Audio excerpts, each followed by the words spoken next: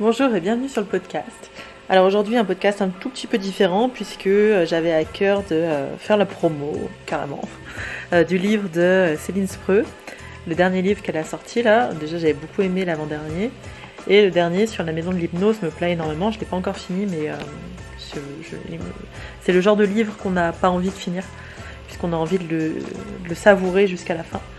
Et donc je l'ai invité pour parler un petit peu de ce livre, de son prochain livre aussi. On a évoqué le sujet de la créativité, donc il y a aussi des notes qui sont peut-être moins fournies que d'autres podcasts, puisque d'autres podcasts sont beaucoup plus techniques que ça. Mais cet échange était très sympa et j'espère qu'il vous intéressera également et que le livre vous plaira. Hello Céline, et merci d'être revenue sur le podcast pour nous parler de ton nouveau livre. Merci à toi de m'avoir réinvité. Je pense que je te réinviterai à chaque livre. Nous a sorti une petite pépite là, la maison de l'hypnose, au cœur de l'hypnose ericksonienne. Il n'y aura pas la vidéo, je sais pas pourquoi je le montre à la vidéo, mais une grosse pépite, ouais. Ça faisait longtemps que j'avais pas été aussi impactée par un livre hypno. J'ai souvent l'impression, tu vois, qu'on entend souvent les mêmes choses dans les livres Oui, d'hypno. Et là, pas du tout, puisque tu nous proposes vraiment un voyage, je trouve, au cœur de la vie d'Erickson, à travers sa maison, en fait. ouais. Faire voyager dans sa maison, et donc un livre qui mêle récit, hypnose. Mhm. Euh, Explication, un peu. C'est vraiment. Merci pour ce livre. Écoute, C'était le moment émotion. Comment t'es venu? Bah, déjà, est-ce que tu veux nous raconter un peu la genèse de ce livre? Comment t'es venue l'idée? oui, bah, en fait, je suis allée en Arizona il y a 2 ans, 2022, et évidemment, on passait par Phoenix et je ne pouvais pas ne pas aller visiter le musée de Milton Erickson en passant par Phoenix, quoi. C'était vraiment l'idée de se dire, voilà, on y est, on y va. Euh, donc du coup, j'ai fait la visite de la maison. Première surprise, quand la porte s'est ouverte, c'était Robert Erickson qui ouvrait. Donc là, tu dis, ah waouh, merde, Robert Erickson. Bah non, je m'attendais à un guide juste basique, quoi. Et puis là, on me dit, c'est Robert Erickson. Donc j'ai été assez émue. Ça a été pendant toute la visite, je le regardais en me disant, waouh, putain, il a côtoyé Milton Erickson, c'est son fils, il a grandi avec lui, il a été éduqué par lui. Et puis il racontait plein d'histoires. Enfin, dans chaque pièce, on sentait que c'était chargé d'histoires. Alors, il m'a expliqué que rien n'avait bougé depuis la mort de son père. Ils l'ont vraiment conservé tel quel. D'ailleurs, sur le bureau, il y a l'agenda qui est encore ouverte à la semaine, au jour où il est mort. Il m'a montré à un moment donné, donc sur l'agenda, les pages suivantes où il y avait déjà plein de rendez-vous que Ericsson avait notés. Et c'est vrai que c'était assez émouvant. Et quand je suis repartie, je me le suis pas dit tout de suite, mais je pense que ça devait être à peu près quelques jours après, quand on a pris l'avion pour rentrer, où je me suis dit, bah, c'est dommage parce que finalement, j'ai vécu une expérience vraiment unique et bah, je me dis qu'il y a des gens qui n'iront peut-être jamais à Phoenix, qui verront peut-être jamais sa maison. Est-ce que finalement, ça serait pas intéressant d'en faire profiter les autres? Et c'est comme ça que c'est venu. Et du coup, je suis rentrée en France, j'en ai parlé avec Yann. Il m'a dit, c'est une super idée, on fonce. Et quelques mois plus tard, je retournais à Phoenix, du coup, pour aller de nouveau interviewer Robert Erickson dans la maison. Et j'en avais parlé beaucoup, j'ai beaucoup correspondu avec Roxana Erickson, donc la sœur de Robert, qui est celle qui est la plus connue, on va dire, encore vivante, puisque elle fait beaucoup de conférences, elle est hypno elle-même, elle a travaillé dans le milieu médical, donc c'est elle hein, qui transmet un peu l'héritage de son père. Robert Erickson est beaucoup plus discret, hein, il n'a jamais été devant les caméras, donc c'est vrai que sur ça, c'était intéressant d'avoir des nouvelles inédites, mais c'est comme ça que c'est né en fait, et que je me suis dit bah voilà, j'ai envie de transmettre ce que moi j'ai vécu. Et si ça peut permettre à d'autres de vivre la même visite que ce que j'ai vécu et de ressentir les mêmes émotions et en même temps de pouvoir découvrir peut-être des anecdotes inédites au travers des objets, au travers des histoires racontées par Robert ou plus tard Roxana, eh ben allez, faisons-le. Et Ouais. voilà. Ouais, mais c'est vraiment, je trouve que ce que tu as réussi à faire, c'est à nous emmener dans chaque pièce. Ben, et puis ça, grâce au passage d'hypnose, en fait, aussi, que tu as mis dedans. Euh, Je te laisse expliquer. En fait, je suis partagée entre expliquer des choses et laisser les gens découvrir, tu vois. Donc, ça va être un podcast de 2 minutes. Lisez-le. Allez, au revoir, merci. Mais c'est vrai que ces passages d'hypnose où tu nous embarques, moi qui suis super suggestible en plus, je pars vite. Et écoutez-le avec de la musique. Écoutez-le avec du Sofiane Pamar. C'est ça. On en parlait hier, mais écoutez-le avec du Sofiane Pamar, c'est incroyable. C'est l'idée en fait, c'était de la trame de l'histoire, c'était d'aller de pièce en pièce, un peu comme la visite le fait, et d'utiliser les objets pour retransmettre les histoires qui avaient été faites et d'être parce que l'idée c'est aussi de mettre alors pas de la fiction parce que c'est des histoires vraies, mais plutôt de romancer un peu. C'était d'utiliser aussi les compétences d'écrivaine pour pouvoir dire voilà, je vous emmène dans cette époque, dans ce moment. Euh, dans un moment hypnotique, du coup, puisqu'on est à la fois dans de l'écriture et de l'hypnose, et que l'écriture est de la transe, l'histoire c'est de la transe, l'hypnose c'est de la transe, donc d'une certaine façon, c'était évident qu'il y allait avoir de l'hypnose et de la transe dans la manière de le raconter. Et il y avait une manière de tresser en fait les histoires entre celle de Robert, celle de Roxana, celle de moi en tant que narratrice, et de pouvoir dire voilà, allez, je vous ouvre la porte de la maison et je vous emmène dans le temps de Roxana, dans le temps de Milton, dans le temps de Robert, et on va faire en sorte que vous y croyez le plus possible quand vous y êtes dans ce temps-là, en fait. Mm. Ouais, on a vraiment l'impression que tu racontes tu sais, la petite histoire dans la grande histoire de Milton Erickson, très connu. On connaît tous des petits épisodes, des trucs comme ça, des tâches symboliques qu'il a donné à des gens, le fait de monter le mont qui était à côté de lui, ça, moi, je l'avais beaucoup entendu. Mais c'est vrai que quand c'est relié à un objet et puis à des photos, parce qu'il est vachement imagé, ton livre. C'est toi qui as pris les photos? Ou- 90% des photos, oui, c'est les Ouais. miennes. Il y en a quelques-unes qui m'ont été envoyées par Roxana Erickson, et puis il y en a quelques-unes qui m'ont été montrées par Robert au moment de la visite, donc que j'ai pris en photo à ce moment-là. Mais oui, la plupart, ce sont les miennes. Ouais. J'ai beaucoup aimé aller dans les lieux, justement, dont Erickson nous parlait depuis que je faisais de l'hypnose, comme le désert botanique où tu as une tonne et une tonne de cactus, où tu vois justement le monde dont il parle souvent, où tu découvres un peu, tu te mets à la place de ces patients, en fait, tu dis, c'est fou parce que c'est là, c'était déjà là il y a 40, 50 ans. Il y a des personnes qui sont allées voir Milton Erickson, qui ont foulé le même sol, qui ont vu les mêmes choses. Et là, je suis là à leur place. Mm. Et ça crée quelque chose vraiment de particulier, en fait.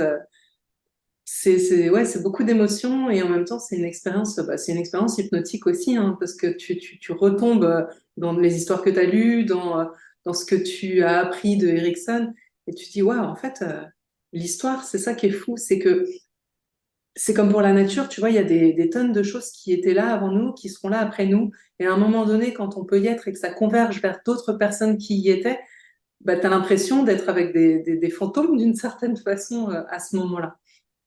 Ouais, c'est chouette. C'est sympa aussi comme. Tu sais, en fait, je trouve qu'on arrive vraiment à ressentir l'ambiance de la maison, notamment quand tu parles des patients qui Mm. venaient dans la maison et bah, certains qui faisaient pas du tout. Enfin voilà, ils venaient, ils faisaient leur rendez-vous et partaient, et d'autres qui commençaient à faire partie de la famille, les enfants qui venaient accueillir les patients. L'histoire du jeu d'échecs est géniale. Ouais, C'est absolument génial de voir que bah, tout le monde avait son rôle en fait dans la famille. C'était pas juste Milton Erickson tout seul. ouais, ouais. La famille a vraiment été utilisée comme un outil stratégique pour les patients à chaque fois qu'il y en avait besoin. Alors toujours évidemment de manière bienveillante, hein, il y avait... et ce qui est intéressant, c'est que souvent ils ignoraient d'ailleurs pour quelles raisons ils étaient utilisés. Ils s'en rendaient compte, mais ils savaient pas pour quelle histoire. Et parfois, c'était en relisant les articles écrits par leur mère ou leur père qui se disaient ah, mais oui, mais je m'en souviens de ça. Il m'avait justement demandé d'accompagner cette personne en balade. C'était pour ça. Et du coup, c'est assez fou quand je me dis être dans leur tête à eux, de se dire en fait, ils vivent des trucs. Je sais pas, moi, je me dis j'aurais été tellement curieuse. Je sais pas si j'aurais accepté le fait de juste faire les choses parce que mon père me le demandait, sans avoir à chercher pourquoi. Alors, c'est ce que j'avais demandé à Erickson justement à Robert, je lui avais dit mais vous avez jamais cherché à enquêter, à découvrir? Et c'est là qu'il m'a dit qu'il y avait des choses qu'il avait découvert 20 ans après. Et il y a cette idée que à chaque fois qu'ils allaient voir Erickson parce qu'on leur avait demandé de faire quelque chose avec des patients, la limite en fait c'était quand il leur répondait oh, lui, elle, bah, il vient pour arrêter de fumer. Et en fait, c'était comme un code entre eux. Et quand ils disaient ça, bah, ils savaient que c'était pas la peine d'aller chercher plus loin, qu'ils ne diraient rien de plus. Mais c'est intéressant de voir aussi le respect qu'il y avait vis-à-vis de leur père, du travail avec leur père. Enfin, moi, je me dis, mon père, aujourd'hui, alors, évidemment, c'est pas Milton Erickson, mais s'il me disait non, tu sauras pas pourquoi, mais je lâcherais pas l'affaire jusqu'à savoir pourquoi. Mais c'est sûr que c'est probablement pas la même relation et la même autorité, on va dire, qu'il y Oui, avait. dans ces années-là. Et puis, comme tu dis, tu t'expliques bien, au début, ils se rendent pas compte, les enfants, en fait, de la notoriété de leur père. Et bah oui, il est psychiatre, quoi, mais bon, voilà, quoi. Comme d'autres sont boulangers, charpentiers. Oui, c'est ça, c'est ce que dit Robert à un moment donné. Il dit oui, moi, mon père, c'était le médecin de la rue, comme la gamin d'à Mm. côté, c'était l'assureur de la rue. Et voilà, et ce qui est marrant, c'est qu'ils ont découvert la notoriété de leur père, chacun à leur manière. Robert, lui, c'est à un moment donné où il s'est dit, tiens, c'est bizarre, il y a vraiment beaucoup, beaucoup de courriers qui arrivent à la maison pour lui. Et des fois, il n'y a même pas l'adresse qui est écrite. Enfin, c'est comment ils ont réussi à savoir que c'était là. Alors que Roxana, c'est plus par rapport à ses cours par rapport à ses frères et sœurs qui ont à un moment donné, les plus grands évidemment se sont rendus compte avant les plus petits et leur ont dit peut-être aussi certaines choses. Elle me disait des fois on voyait des Japonais, des gens qui venaient des quatre coins du monde qui arrivaient pour le rencontrer. Donc on se rendait bien compte qu'il y avait quelque chose, mais pas de l'ampleur. Et il n'y avait pas Internet, il y avait pas, on pouvait pas, comme aujourd'hui, il suffirait d'aller vérifier, chercher l'info, on se dirait, ah, ok, il a fait ça, il a fait ça. À cette époque-là, il n'y avait rien, en fait, qui pouvait leur permettre de savoir. Mais ce qui rend d'autant plus fou le fait d'être reconnu mondialement C'est une époque où en fait c'est pas du tout et surtout sur de l'hypnose qui n'était pas non plus le truc à la mode, c'est vraiment ouais, lui qui l'a remis au goût du jour quoi. ouais, ouais, mais c'est vrai que c'était vraiment tombé dans l'obscurité. Après Freud, il y a eu deux, trois tentatives de certaines personnes, mais dans l'ensemble, c'est lui qui l'a ressorti de l'obscurité, qui a permis effectivement de lui donner une crédibilité scientifique aussi, en faisant des recherches, en, en allant voir beaucoup, beaucoup de patients, en faisant beaucoup de séances, en écrivant des articles sur tout ce qu'il faisait. Il mangeait hypnose, il buvait hypnose, il dormait hypnose, toute sa famille était imprégnée dans l'hypnose. Et je pense qu'il n'y a pas un pan de sa vie qui sortait de l'hypnose, en fait. Et c'est ça qui est passionnant aussi. C'est ce qui fait aussi, je pense, qu'il a tellement donné euh, au domaine de l'hypnose. C'est que c'était pas juste à 9 heures, j'arrive au boulot, à 18 heures, je repars et je passe à autre chose. Non, c'était présent tout le temps dans leur famille. C'est ça qui parce que là c'est donc ton deuxième livre en rapport avec Mhm. Milton Erickson, bientôt un troisième aussi en Ouais. rapport avec Milton Erickson. Petite lubie sur Milton Erickson. Qu'est-ce qui te plaît chez lui comme ça?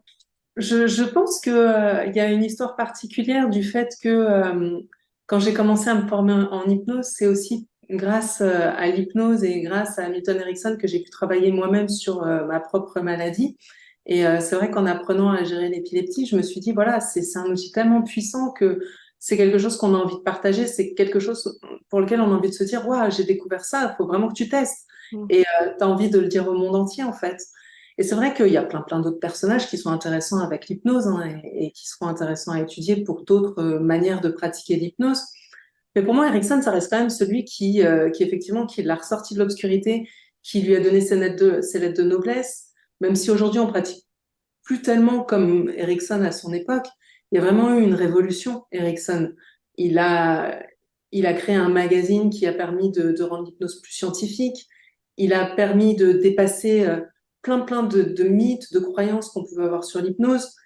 Il a trouvé des outils, enfin, des techniques, une manière de personnaliser, d'individualiser l'hypnose, une manière d'avoir tout un tas d'inductions à faire, de pouvoir se dire, bah, si ça ne fonctionne pas, c'est pas grave, on va tester avec ça. Vous avez une résistance, c'est pas grave, on va l'utiliser. Son côté utilisationnel, je pense, est-ce que je préfère en fait l'idée de se dire que bah, c'est déjà là.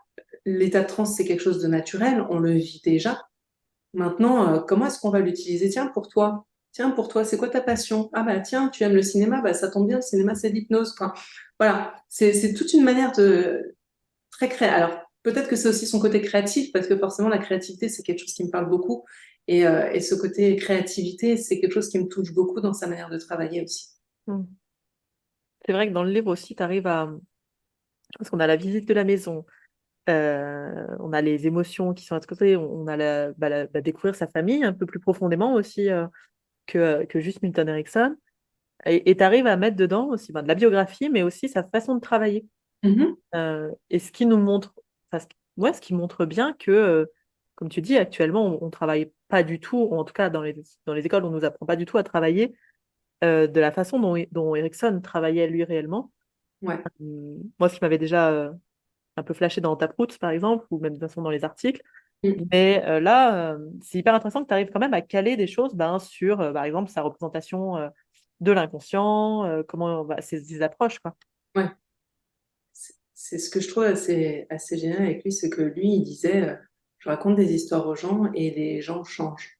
Je me dis, si je peux raconter des histoires dans les livres aux gens et que ça permette aux gens de changer, d'avoir une perception différente, de changer de comportement même ou autre, c'est vraiment ce qui ressort dans ce que j'écris. Et du coup, effectivement, ça me paraissait important de le mettre là aussi, de dire, voilà, quand vous allez lire, vous allez apprendre sûrement quelque chose et en même temps, ça va peut-être vous permettre de voir les choses autrement. Et je pense que d'un livre à l'autre, que quel que soit le sujet, hein, que ce soit Erickson ou même d'autres sujets, c'est vraiment ce que j'ai envie d'amener dans les livres que j'écris. En fait, c'est l'idée de j'apprends des choses et je les retransmets. Ouais. Et si ça peut vous permettre en plus d'apprendre quelque chose et de prendre du plaisir à le lire et de voir quelque chose autrement, ah là, je pense que j'ai tout gagné, quoi. Ouais, mais je pense que tu réussis dans la façon de voir l'hypnose. Ça apporte une nouvelle façon, Ouais. plus simple, quelque part, plus créative, donc qui demande Ouais. peut-être plus de boulot, de créativité. Et là, t'expliques bien que le fait de savoir jouer avec les mots a aussi toute son importance là-dedans. Que la créativité, en fait, se développe. Enfin, c'est pas ce que je pense. Moi, j'ai l'impression que ça se développe, la créativité, que c'est pas inné, mais que Ouais. c'est quelque chose qui se travaille. Et ouais, ça amène vraiment cette vision-là d'arrêter de repartir en fait sur tiens, il y a un problème, d'où ça vient, qui pour le coup est freudien, comme on disait justement avant d'enregistrer le podcast, sur notre inconscient a la cause, on a un souvenir dedans qui est la cause de nos problèmes d'aujourd'hui. Non, là, on part du problème d'aujourd'hui et puis on voit comment on peut faire Ouais. avec ça. Donc, Je il n'y a pense pas que de question. Allez. la base de la créativité, et je pense qu'on l'a tous plus ou moins et que ça se travaille, c'est la curiosité, tout simplement. Ouais. C'est d'être curieux de l'autre quand tu reçois quelqu'un, c'est d'être curieux de ce que c'est que la créativité, c'est d'être curieux des méthodes, c'est d'être curieux, bah, effectivement, de se dire, euh, d'avoir une culture générale sur le cinéma, sur la lecture, sur, comme Harrison, les plantes, les cactus. Enfin, tu vois, c'est d'avoir une curiosité qui fait que tu peux manier la langue, effectivement, que, alors ça sera pas tous dans les mêmes domaines pour chaque personne. Tu as des gens qui vont être curieux de littérature et d'autres qui vont être curieux de cinéma. Mais c'est l'idée de se dire, effectivement, je peux utiliser, en fait, et dans la littérature, c'est la même chose, c'est tout ce que je vois, tout ce que je fais, tout ce que j'apprends, toutes les conversations que j'ai avec les gens, tout peut être utilisé dans l'accompagnement des personnes, comme ça peut être utilisé dans la littérature quand j'écris. Il y a vraiment cette idée de la curiosité permet de développer la créativité. Et ça, c'est quelque chose qu'on a tous, la curiosité. Ouais, qu'on perd un peu des fois, non, je trouve pas. Genre en devenant adulte, les vrais adultes là, tu sais, C'est très occupés, et trop occupés pour être curieux presque, je trouve. ouais, c'est un peu dommage de perdre ça. Je pense que c'est vraiment quelque chose qui permet de continuer à apprendre, en fait, Mm. la curiosité. C'est quelque chose que tu développes toi, par exemple, dans tes coachings en écriture, ou quelque chose que tu travailles avec les gens? Ouais, je pense que c'est vachement important pour développer justement la créativité, alors d'avoir des outils, des techniques, parce qu'il y a plein de manières de développer sa créativité. Il y en a qui vont correspondre, d'autres moins. Et je pense que dans le coaching en écriture, c'est vachement important pour aller trouver ses idées, les tordre, les tester, voir où ça peut mener, d'avoir cette curiosité, effectivement. Mm. De toute façon, la curiosité, la créativité, pour moi, c'est deux choses qui sont vraiment liées l'une avec l'autre. Donc, si tu es curieux, je sais pas, il y a un sujet qui t'intéresse, euh, tu aimes le droit? Bah, ok, il y a eu une jurisprudence là, tu vas lire des articles sur le droit. Tiens, imagine cette personne, qu'est-ce qui se passerait si, je lisais par exemple dans un article sur les États-Unis, euh, j'ai envie d'aller visiter le parc de Yellowstone. Le parc de Yellowstone, il est à cheval sur trois États, le Wyoming, l'Idaho et le Montana. Par rapport à la manière dont fonctionne le droit aux États-Unis, il se trouve qu'il y a une zone dans ce parc qui est à cheval sur les trois États. Si un meurtre venait à être commis dans cette zone-là, la jurisprudence fait que, étant donné que ça cheval sur 3 étoiles, ça serait très compliqué d'aller plaider coupable ou d'aller enquêter ou autre, parce que du coup, ça ferait intervenir 3 États qui n'ont pas forcément les mêmes règles, les mêmes fonctionnements. Bon sujet de livre, ça. Et Un du meurtre coup, se produit. c'est forcément que j'ai noté avec l'idée de, tiens, imaginons, on part en camping à Yellowstone et on voit quelqu'un qui se fait tuer dans cet endroit. Ah, bah mince, qu'est-ce qui se passe? Comment enquêter? Comment pouvoir aller chercher le coupable? Et c'est ça qui est intéressant, tu vois, c'est l'idée de se dire, dans tout ce que tu lis, si tu aimes le droit, tu lis du droit. Si tu aimes l'actualité, tu lis l'actualité. Il y a de quoi faire avec l'actualité en plus. Euh, c'est ça qui est vachement intéressant, c'est que tu peux partir de n'importe quelle chose qui te plaît à la base et en créer une histoire. Les gens qui disent j'ai pas d'imagination ou j'ai pas de créativité, c'est parce que peut-être ils ont pas compris ce que c'était que la créativité ou l'imagination à partir du moment où tu leur dis mais en fait tout le monde a de l'imagination. Si je te dis ferme les yeux, imagine la prochaine voiture que tu vas acheter, la couleur qu'elle aura, quelle marque ce sera et tout, bah t'es bien en train d'utiliser ton imagination. Donc tout le monde sait imaginer et être créatif. Après, effectivement, c'est donner les outils, donner les techniques pour que ça devienne une qualité, en fait, quelque chose qu'on exerce, un peu comme un muscle, finalement. Mm. J'avais.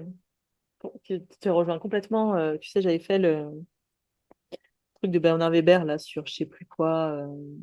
Ça aide beaucoup hein, comme info. Mais tu Une sais, masterclass. les masterclass, voilà. Enfin, c'était plus que le master, c'était vraiment.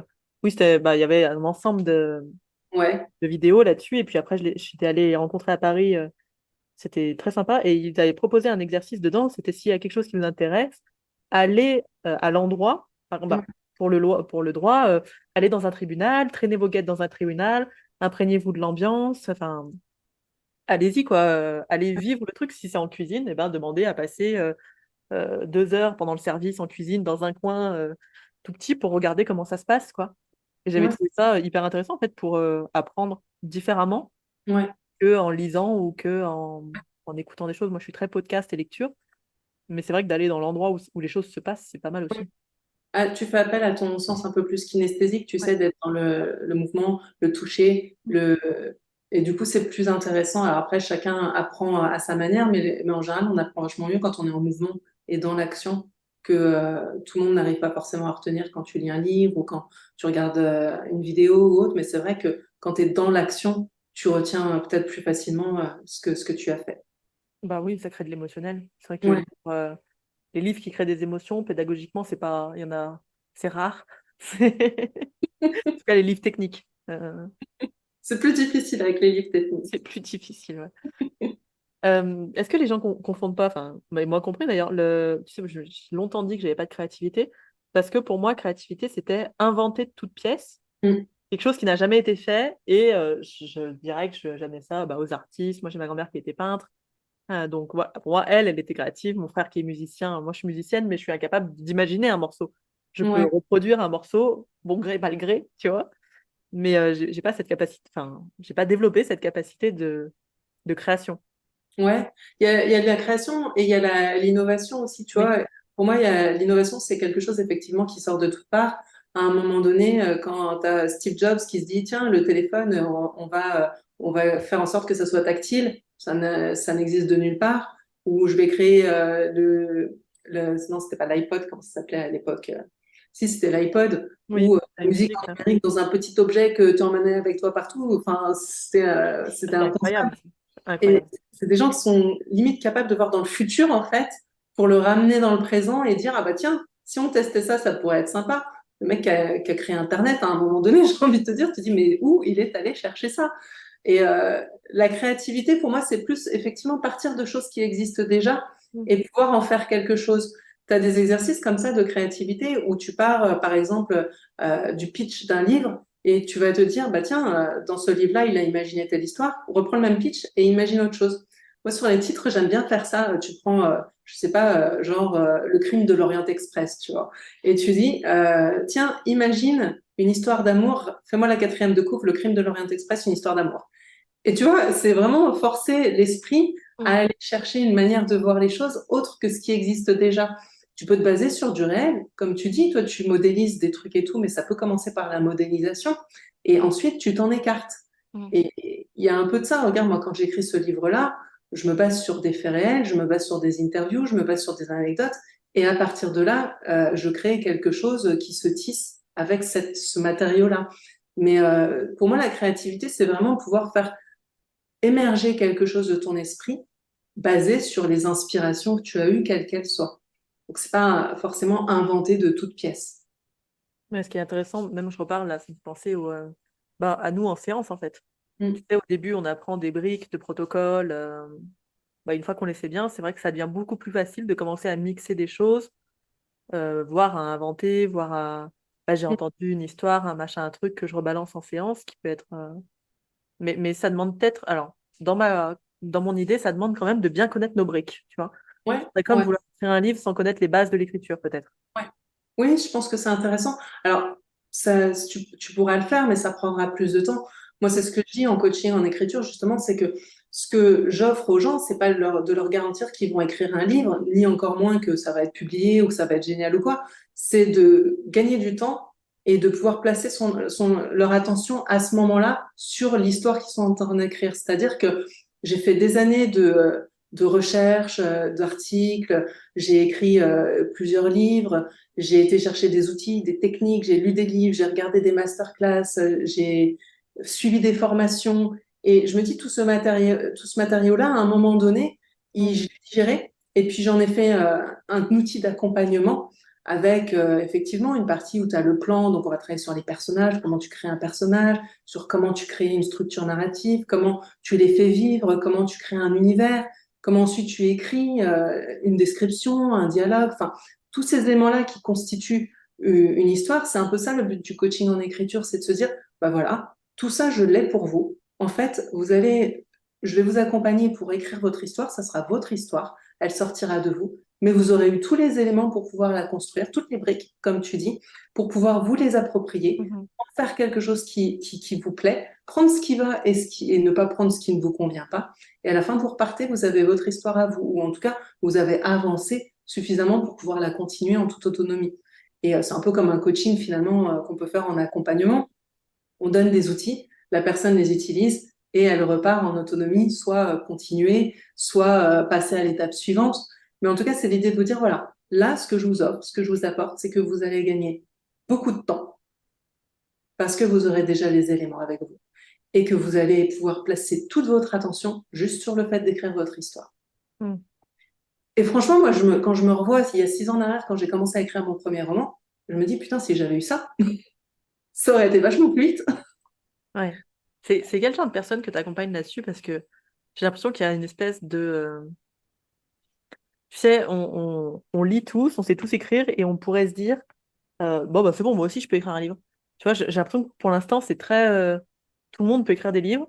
Alors, ça fait des livres ultra lourds, notamment les livres techniques écrits actuellement, c'est vraiment envie de te pendre, quoi. Les trois quarts des pages qui servent à rien, ou enfin, où il y a des répétitions, des choses comme ça. Mais c'est vrai moi, la première, je pense que je pourrais avoir ce défaut-là, de me dire, bon, bah, ça va, je lis depuis que je suis gamine, je peux écrire un livre, tu vois. Alors qu'en effet, je ne sais pas, rien que dans les coachings d'écriture, j'avais appris les différentes ouvertures de livres possibles, et j'étais là, ah oui, d'accord, c'est pas du tout comme dans ma tête. Bah, on en revient à l'idée que faut d'abord avoir le cadre pour pouvoir en ressortir et se laisser aller à l'écriture du premier geste, c'est-à-dire que le cadre, ça va être la construction du plan, les éléments que tu vas pouvoir avoir, comment tu construis un personnage. Bah, c'est sûr que si tu le fais au fil de ce que tu écris, le problème, l'écueil qu'il va y avoir, c'est peut-être que à la page 50, tiens, tu vas plus te rappeler au fait, il est blond mon héros ou il est brun. Merde, sa mère, elle est peintre ou elle est sculpteur. Enfin, tu vois, et il va y avoir des idées où bah, si tu as déjà prévu les choses, que tu construis petit à petit, peut-être que ça va être plus facile et d'arriver au bout que si tu l'as écrit d'une traite sans vraiment réfléchir et que tout d'un coup, bah, tu sais plus vraiment ce que tu as écrit dans les 20 premières pages, parce qu'on n'a pas une mémoire infinie et que forcément, à un moment donné, il va y avoir des incohérences. Alors, ça nécessitera peut-être du coup un travail de réécriture beaucoup plus important pour rendre les choses cohérentes et le travail du plan et des éléments se fera peut-être ensuite avec l'idée de tiens, mais du coup, si lui il fait tel métier, ça veut dire que lui il peut pas faire celui-là. Enfin, voilà, tôt ou tard, la construction elle se fera. Si tu l'as fait avant, voilà, ça t'épargne quand même beaucoup de temps, je pense. Ça n'empêche pas de partir, d'avoir un fil rouge et d'en sortir, hein, tu vois, entre le moment où tu as fait ton plan et le moment où tu écris, il y a peut-être plein de choses qui vont changer, mais c'est justement parce qu'il y a eu cette base que tu peux les changer. Comme tu disais avec les briques, c'est parce que tu as eu à un moment donné l'apprentissage de ces briques-là, que tu les avais digérées, qu'à un moment donné, cette brique-là, j'ai pas envie de la mettre et la maison, elle tiendra quand même, c'est pas un souci. Je vais mettre une fenêtre à la place de celle-ci. Enfin, voilà, tu vois, il y a vraiment cette idée de te dire, tu pourras t'offrir plus de liberté dans l'écriture justement parce que tu auras construit un plan. Ouais, les bases. Toi, tu accompagnes des gens qui veulent publier des romans ou des Pas gens dont forcément, donc c'est la passion d'écrire et que. ouais, pas forcément publié. Alors évidemment, il y a toujours ce petit truc-là dans un coin de sa tête, hein, c'est normal. On a tous, je pense, quand on écrit un livre, le désir secret de se dire un jour je serai publié. Ça prend beaucoup de temps, je pense. C'est beaucoup de persévérance, beaucoup de travail. Moi, pour te dire, ça m'a pris 5 ans et 4 livres, hein. Donc, tu vois, je veux dire, il y a des gens pour qui ça peut aller plus vite, hein, mais moi, en tout cas, ça m'a demandé beaucoup de travail. Mais ouais, je pense que il y en a certains qui écrivent parce qu'ils ont envie. Je me rappelle d'un monsieur qui était venu me voir et qui m'avait dit, j'ai envie d'écrire un livre, mais pour mes enfants, pour mes petits-enfants, pour raconter un peu mon histoire et tout. Et du coup, il y avait cette idée d'il voulait juste être accompagné pour pouvoir écrire ce témoignage de lui-même, en fait, et le transmettre de génération en génération. Je trouve ça vachement intéressant d'ailleurs comme accompagnement. Et après, tu en as d'autres. J'ai déjà une personne qui est venue en me disant, voilà, j'aimerais écrire un livre, mais j'ai pas forcément d'idées. Donc, j'aimerais d'abord travailler sur comment je fais pour trouver des idées. T'en as une autre qui est venue me voir, par exemple, elle, c'était plus pour de la réécriture et de la relecture de manuscrits parce qu'elle avait déjà écrit quelque chose, mais elle avait besoin qu'on lui dise ce qui fonctionnait bien dans l'histoire, ce qui fonctionnait moins bien. Donc, tu as plein de manières d'accompagner.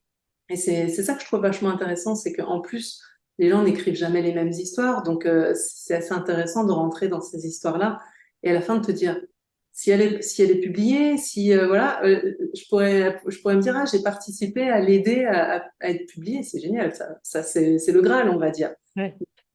Mais déjà que la personne ait pu terminer son projet, ça c'est très valorisant aussi comme coach, quoi. Oui, parce que je pense que des manuscrits à demi écrits, il y en a beaucoup dans les tiroirs. Oui, c'est sûr. Après, ça peut être juste pour le plaisir d'écrire aussi, hein. Il y a C'est plein vrai. de gens qui ont juste envie d'écrire et qui savent très bien ou qui n'ont aucune envie que ça aille plus loin. Et c'est très bien aussi. Oui, c'est vrai que ça fait du bien d'écrire aussi, de Ouais, poser sur le papier des choses, même des fois sans histoire, sans rien, très c'est clair. thérapeutique. C'est clair. Donc, prochain livre, Oui, hein, l'année prochaine. Je vois l'année prochaine, janvier ouais. à peu près, non? Oh. Non? Janvier, ça va peut-être pas un peu court, Dépêche-toi, s'il te plaît. mais oui, sur 2024, il y a le projet sur lequel j'ai déjà pas mal avancé d'un travail qui a été fait entre Huxley, Aldous Huxley, l'écrivain du Meilleur des mondes, et Milton Erickson, encore lui. Ça sera peut-être, avec celui-ci, ça fera 3 livres où Erickson est un personnage. J'aurais peut-être, tu vois, on dit jamais 203. Ça C'est bon. sera peut-être le La dernier. boucle, la boucle sera bouclée. C'est ça. Donc, un mix, tu nous fais entre Aldous Huxley. Alors, Ouais. ils ont travaillé ensemble, du Oui, coup. ils ont travaillé Ça, ensemble sur ça part d'une base de réalité. exactement un article d'ailleurs qu'on peut lire dans les Collected Papers, le tome 1 de Milton Erickson. Et ils ont travaillé ensemble sur les états modifiés de conscience. Mhm. Erickson, lui, voulait tester ces états-là pour de futures expériences psychologiques et pour développer ses connaissances des états de transe. Et Huxley, lui, a toujours été passionné par les états modifiés de conscience. Il a notamment testé pas mal le LSD, où il a raconté ses expériences dans Les Portes de la Perception. Il a fait du yoga, il a été voir pas mal du côté de tout ce qui est oriental, le bouddhisme, ce genre de choses. Il s'intéressait beaucoup à toutes les façons de décaler l'état de conscience, de développer aussi l'état de conscience, de dépasser le conscient, l'ego, enfin de pouvoir rentrer dans ce qu'il avait ressenti notamment avec le LSD, cette façon d'avoir l'impression que tu fais partie d'un tout, que le tout fait partie de toi, que ton ego n'est plus vraiment là et que tu montes d'un niveau de conscience en fait. C'est comme si tu montais à un niveau supérieur, quoi. Et c'est un sujet qui l'intéressait beaucoup. D'ailleurs, il a fait pas mal aussi de conférences sur le potentiel humain, qui est un courant qui s'est développé en partant de justement ses idées à lui. C'est-à-dire Notamment, le potentiel humain. Tu peux le nous potentiel expliquer humain, vite fait? c'est toutes les manières dont on peut augmenter notre potentiel. Alors, il y en a certains qui parlent de la théorie des 10%, qui Oui. depuis a été réfutée, mais autant d'Huxley, en tout cas, c'était encore valable. Lui-même se disait qu'on n'utilisait que 10% de notre cerveau. Euh, alors, c'est vrai qu'on n'utilise pas toujours notre cerveau à 100% en même temps, mais pas pour les mêmes raisons que cette idée qu'on n'utilise que 10%. On rentre dans quelque chose d'un peu neuroscientifique. Je laisse les experts expliquer. Mais oui, il y a cette idée-là, notamment, il a fait des conférences dans plusieurs grandes universités sur le potentiel humain. Et il a aussi inspiré un institut qui s'appelle Esalen, qui se Mhm. trouve à Big Sur en Californie.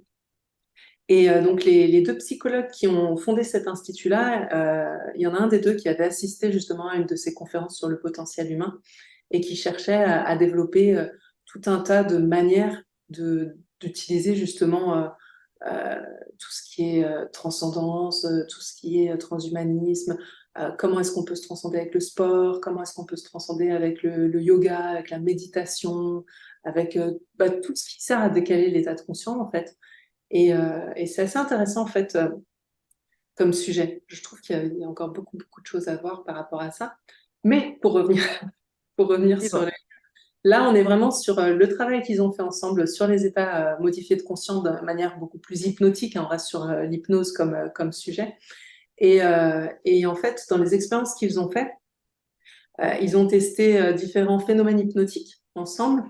Ils ont testé tous les phénomènes hypnotiques qu'on connaît, hein, que ce soit euh, Catalepsie, catalepsie. amnésie et compagnie, ALU. Voilà. J'imagine que les ALU, ils ont dû se faire plaisir. Oui, je pense que ça a été vachement intéressant. Ce qui est dommage, c'est que dans l'article qui reste d'Erickson, il y a quelques morceaux en fait des expériences qu'ils ont fait, mais c'est pas complet. En fait, c'est Huxley qui gardait toutes les notes de ce qu'ils avaient fait. Et malheureusement, ces notes ont brûlé dans l'incendie de sa maison quelques temps plus tard. Et ça a été perdu. Il avait pour projet d'en faire un roman. Et Erickson de travailler beaucoup plus aussi sur son article. Et malheureusement, du coup, ça ne s'est pas fait. L'idée de ce livre, c'est donc d'imaginer. Comme on disait tout à l'heure, on part d'une base réelle, cet article-là écrit par Erickson, et d'imaginer tout ce qui a pu se passer en réalité entre deux, pendant leurs expériences, pendant leurs échanges, et d'en faire une histoire, une fiction, mais du coup avec de la réalité à l'intérieur. Trop bien. Ça va être sympa d'imaginer les dialogues qu'ils ont pu avoir, Ouais, s'est c'est clair. passé. Tu t'appuies sur la vraie personnalité de d'Erickson et d'Huxley? Ouais, j'ai lu beaucoup, beaucoup de documents sur eux, de livres, notamment la biographie d'Huxley et pas mal de ses livres. J'ai écouté ses conférences justement sur le potentiel humain Mhm. et j'ai écouté pas mal d'archives aussi. Et Erickson, disons qu'Erickson, je commence à un peu le connaître dans sa manière de travailler et tout. Donc, ce qui est intéressant aussi, c'est de se mettre dans la peau du personnage et pendant toute l'écriture, tu sais, tu as l'impression que tu as leur voix en fait dans ta tête. Et il y Oui. a cette idée de, OK, dans leur intonation, dans leur manière de parler, c'est quoi les petits trucs d'Erickson, c'est quoi les petits trucs de Huxley pour faire en sorte justement que quand tu lis, si tu les connais vraiment bien, tu te dises, ah ouais, la vache, ça ressemble. Et Mhm. puis, si tu les connais pas, que tu sois aussi capable de savoir quand c'est l'un qui parle ou l'autre qui parle, par exemple, je trouve ça vachement important.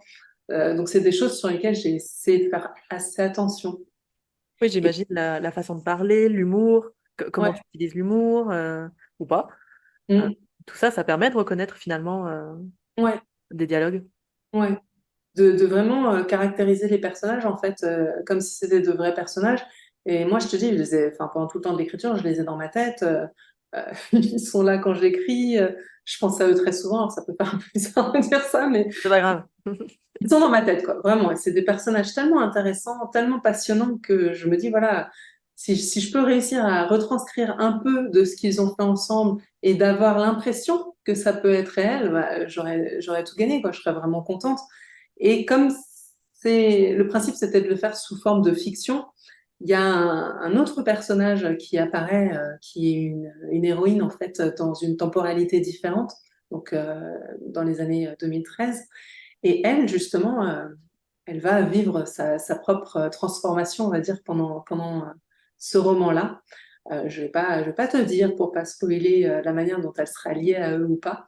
Mais en tout cas, il y aura une espèce de double temporalité, effectivement, entre 2013 et le moment où ils ont écrit eux, pour pouvoir rajouter un peu de comment est-ce qu'on peut créer un état modifié de conscience, mais peut-être avec la créativité, avec le métier d'autrice.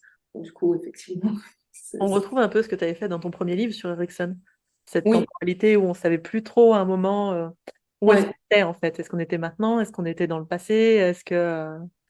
Je pense que c'est quelque chose qui revient beaucoup. Ça doit être un de mes thèmes, je suppose. Ouais, c'est chouette. Mais le temps et la temporalité, dans Entrer dans la transe, il y avait aussi un peu de ça, sauf que là, on Oui. était sur une héroïne qui revient à rebours. Là, effectivement, dans Resonatherapie, on rentre dans une sorte d'histoire imbriquée. Et là, effectivement, on sera plus sur un côté aller-retour. Voilà, quelque chose qui Et crée. un petit peu comme dans la maison de l'hypnose finalement, Ouais, où on ouais, est à un moment avec toi et les enfants. Ensuite, on est avec les enfants plus jeunes. ouais, Euh, on entend d'un coup, ça me fait des frissons, mais quand on raconte écouter l'horloge, en plus on a l'image devant nous, donc c'est facile de se projeter sur, tiens, on entend l'horloge, on connaît tous ce que c'est qu'un bruit d'horloge, ouais, on a tous ces impressions de salon un peu vieux, tu sais, enfin, on a tous ouais, une représentation de ça en tout cas, et on fait que des allers-retours aussi dans ce ouais. livre. Ouais, c'est clair. Je pense que c'est un peu de la confusion aussi, du coup, de mélanger les temporalités. Ça joue un peu sur cet aspect-là de l'hypnose. Bon, alors donc du coup, si c'est pas en janvier 2024, ce serait pour quand? Donc, je Alors passe mon programme de livre, tu vois. là, pour l'instant, on est en phase de relecture. Donc, ensuite, il va rester la phase de réécriture, correction, la mise en maquette. Enfin, tu vois, donc je pense Ouais, que donc maintenant il faut qu'on se couillade en fait. il y aura quelques mois. D'accord. Ok. Eh ben super, merci beaucoup Céline pour nous avoir parlé de tout ça, de créativité, de ton prochain livre, de celui-là. Je vous invite tous à le lire, ce livre de la maison de l'hypnose, qui est pas un gros livre, du coup qui Non. se lit très aisément, publié par Le Rêve Lucide, Mhm. qui du coup te suit dans tes aventures livresques. Et puis si on veut te joindre ou rejoindre ton programme d'écriture, c'est quoi plutôt Facebook, Insta, un mail, un Sur site? Instagram, c'est le réseau sur lequel je suis le plus. Après, il y a mon site, celinespo.com. Pareil, où il y a la possibilité de réserver un entretien gratuit pour discuter justement du projet de chacun. Et sur Instagram, donc je pense qu'en tapant Céline Spo, on me trouve, mais sinon c'est right. Non, on te trouve. Mais je mettrai dans les notes du podcast. Maintenant, j'ai pris Ouais, une petite habitude de mettre des notes. Donc, je mettrai tout ça. ok. Merci beaucoup, Céline. Et puis, merci en tout cas, de m'avoir fait voyager. Merci à toi de m'avoir invité, c'est un plaisir. Merci beaucoup pour votre écoute. Pour tout ce qui est les liens, les notes, c'est tout dans la description du podcast, comme d'habitude. Si vous avez aimé, n'hésitez pas vraiment à acheter ce livre, à mettre une note, à écrire à Céline, à la suivre sur Insta, parce qu'elle a un très joli compte Instagram qui mêle des photos, les magnifiques photos qu'elle fait des États-Unis avec la créativité, l'écriture, l'hypnose. Voilà, j'espère que l'épisode vous a plu. Je vous souhaite à toutes et à tous une bonne journée, soirée et prenez soin de vous.